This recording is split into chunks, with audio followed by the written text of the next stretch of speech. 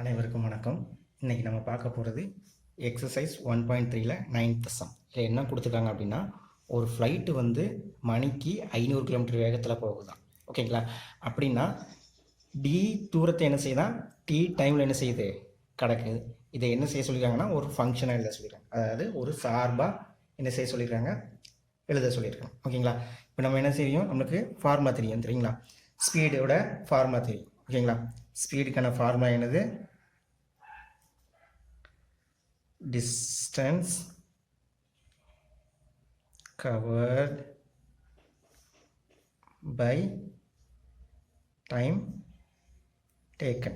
அதாவது என்னது அப்படின்னா, வேகம் is equal to தூரம் பை காலம். ஓகேங்களா?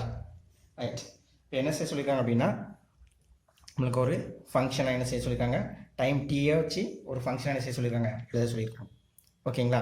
அப்போ நான் என்ன செய்ய போகிறேன் அப்படின்னா, டிஸ்டன்ஸை ஒரு பக்கமாக வச்சுட்டு என்ன செய்ய போகிறேன், டைமை இந்த பக்கமாக எடுத்துகிட்டு வர போகிறேன். ஓகேங்களா?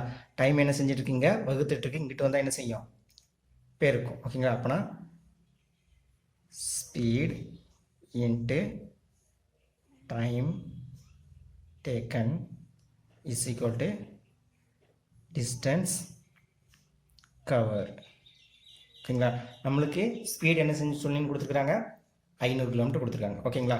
ஸ்பீட் எவ்வளவு, 500 கிலோமீட்டர். நம்மளுக்கு என்ன செய்யாது, டைம் தெரியாதுன்னா நம்ம என்ன செஞ்சுக்கிறோம், டீன்னு வச்சுக்கிறோம். டிஸ்டன்ஸ் கவர்டு என்னென்னு கொடுத்துருக்காங்க, டின்னு கொடுத்துருக்குறாங்க. ஓகேங்களா? இதை நான் என்ன செஞ்சுக்கிறேன், ரீரைட் பண்ணி அடிக்கிறேன். T is equal to 500 T. இதுதான் நமக்கு தேவையான சார்பு. தேங்க்யூ. இந்த வீடியோ பிடிச்சிருந்துச்சு அப்படின்னா லைக் பண்ணுங்கள், ஷேர் பண்ணுங்கள், கமெண்ட் பண்ணுங்கள். தேங்க்யூ.